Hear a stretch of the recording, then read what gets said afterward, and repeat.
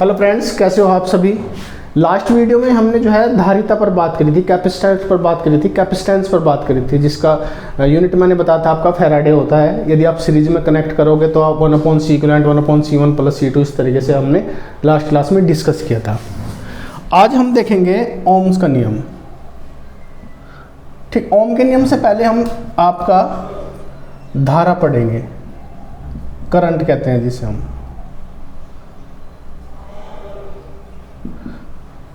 What is the current? Current, the rate of flow the charge, आवेश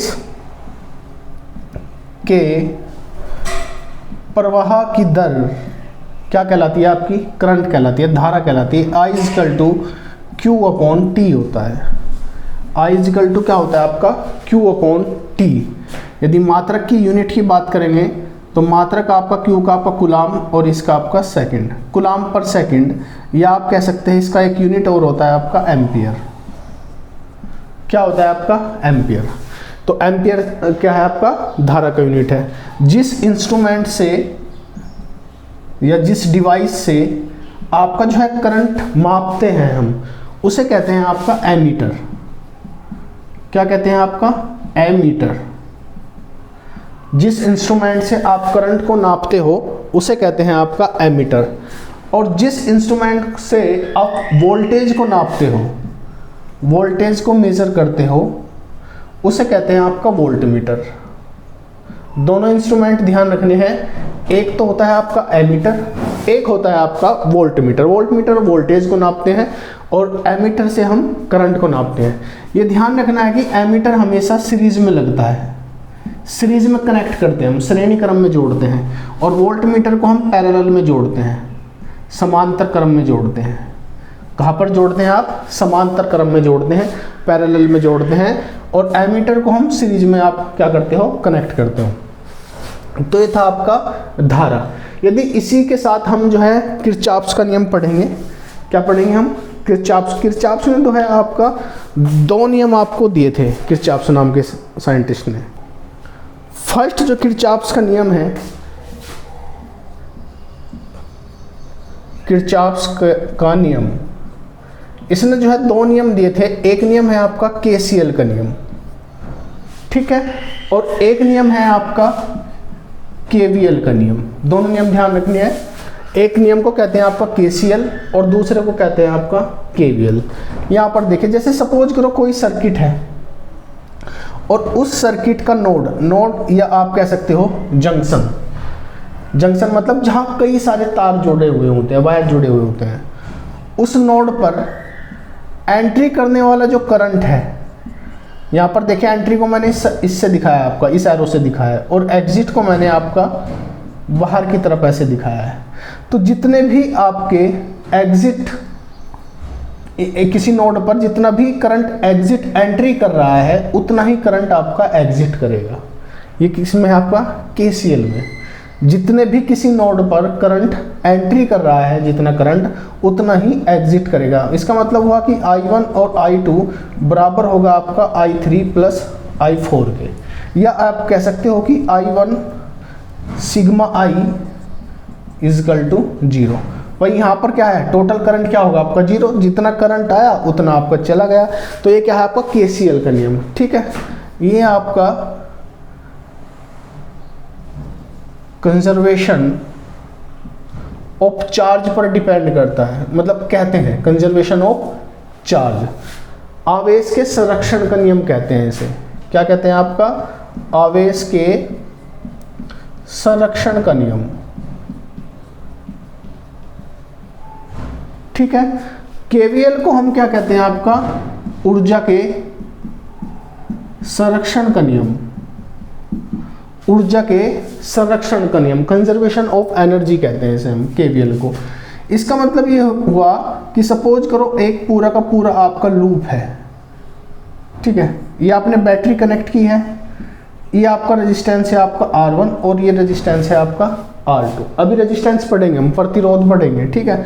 तो यहाँ पर जितना भी वोल्टेज है V, यहाँ पर आपका आई करंट फ्लो कर रहा है, तो इसमें कितना करंट आपका V minus I R1 minus I R2 equal to 0। इसका मतलब ये हुआ कि किसी, ये है पूरा का पूरा, इसे कहते हैं लूप। किसी भी लूप में टोटल जो वोल्टेज का सम होता है वो आपका 0 होता है।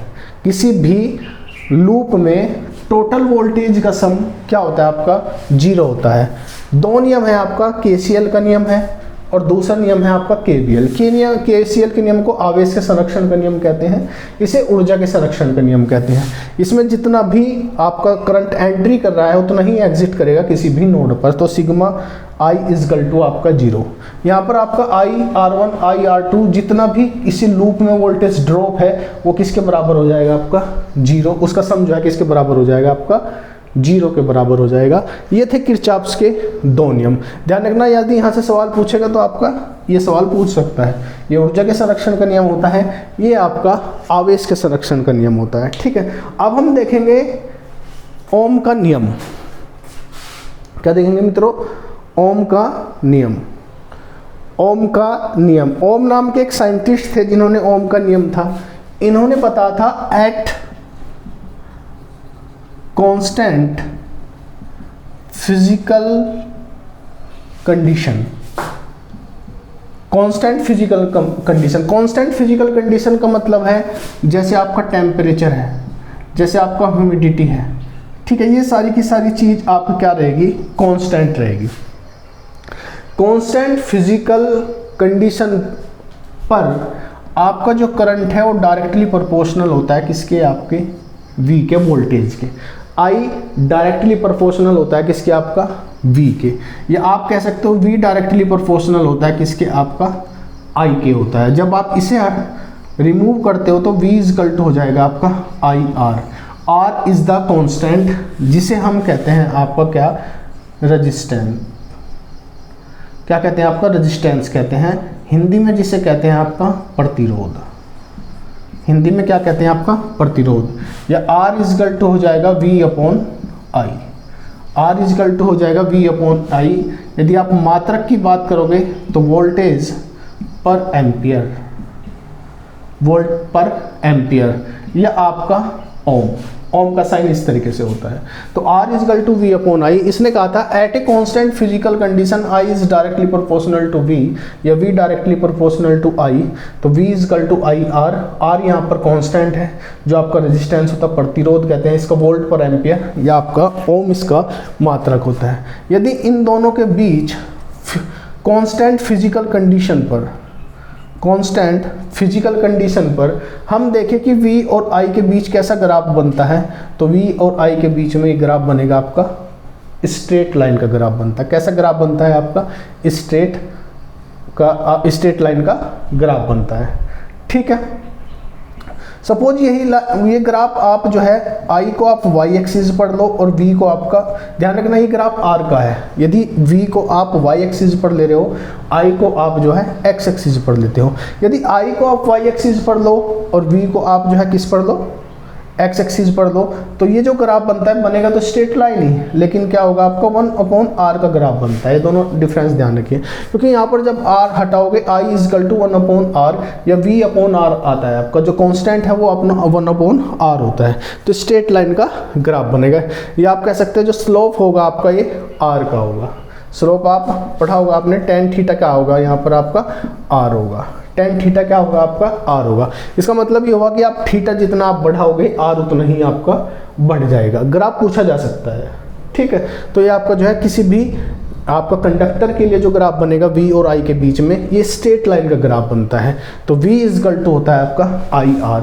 R इज द रेजिस्टेंस, ये क्या है? आपका रेजिस्टेंस है। ठीक है फ्रेंड, एक फॉर्मूला और रेजिस्टेंस का आपसे पूछ सकता है कि सपोज करो आपके पास में कंडक्टर है और ये आपका L लेंथ का कंडक्टर है, ठीक है। ये इसका क्रॉस सेक्शनल एरिया है आपका A। तो इसमें जो रेजिस्टेंस होगा वो डायरेक्टली या प्रतिरोध बराबर होगा किसके? L के। या R इन्वर्सली होगा किसके? आपका 1 अपॉन A के। जब आप देखोगे तो R directly L upon A आएगा। जब आप इसे साइन को हटाते हो तो R इजकल टू होता है आपका R रो एल अपॉन ए। ठीक, ऐसा नहीं है कि आप पहली बार फिजिक्स पढ़ रहे हो, यदि आप पीसीएम बैकग्राउंड के हो तो आप ये अच्छी तरह जानते होंगे कि R is equal to rho L upon A. Rho क्या है आपका, ये होता है आपका रेजिस्टिविटी। क्या होता है आपका, ये रेजिस्टिविटी होता है। ठीक है, इसका यूनिट बहुत पूछा जाता है, मात्रक। इसका मात्रक होता है आपका ओम मीटर। क्या होता है आपका, ओम मीटर। ये किसी भी, ये पदार्थ पर डिपेंड करता है, डिपेंड ऑन मटेरियल है ये आपका, डिपेंड ऑन मटेरियल। क्या करता है आपका, ये पदार्थ पर डिपेंड करता है, पदार्थ पर निर्भर करता है, पदार्थ पर निर्भर करता है। R is equal to rho L upon A. Rho is the resistivity. ठीक है, यदि आप देखोगे rho equal to 1 upon sigma भी होता है। ये फॉर्मूला ध्यान रखना है कि रेजिस्टिविटी, ये रेजिस्टिविटी इजकल टू होता है 1 अपॉन कंडक्टिविटी के। कंडक्टिविटी, रेजिस्टिविटी इजकल टू होता है आपका 1 अपॉन, रेजिस्टिविटी का मतलब होता है एक तरीके से अपोज करना।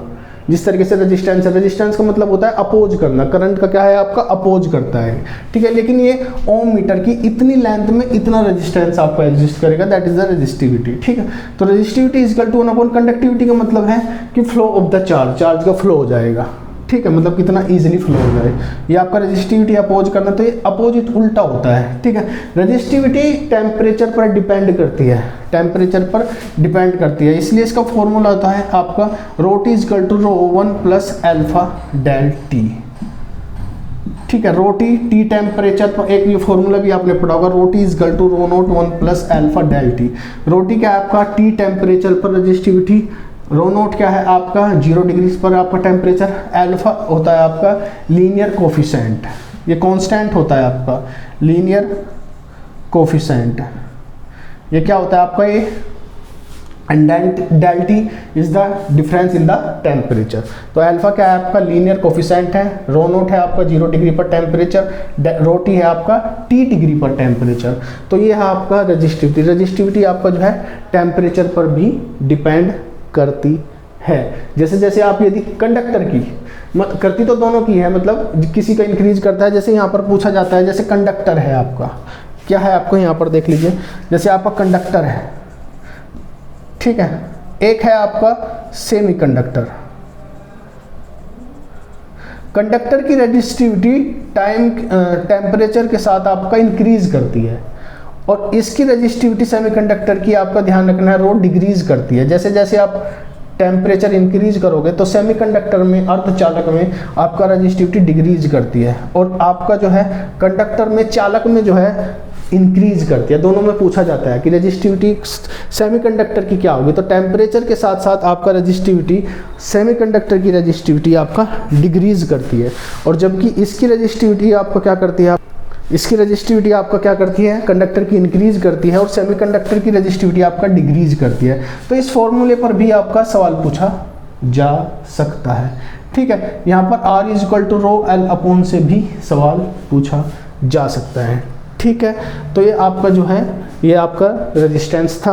अब आप देखते हैं कि सीरीज में यदि आप रेजिस्टेंस को जोड़ दो, यदि आप पैरेलल में, समांतर में आप रेजिस्टेंस को जोड़ दो, तो सीरीज में और पैरेलल में जोड़ने का जो फॉर्मूला होता है वो हम देखते हैं।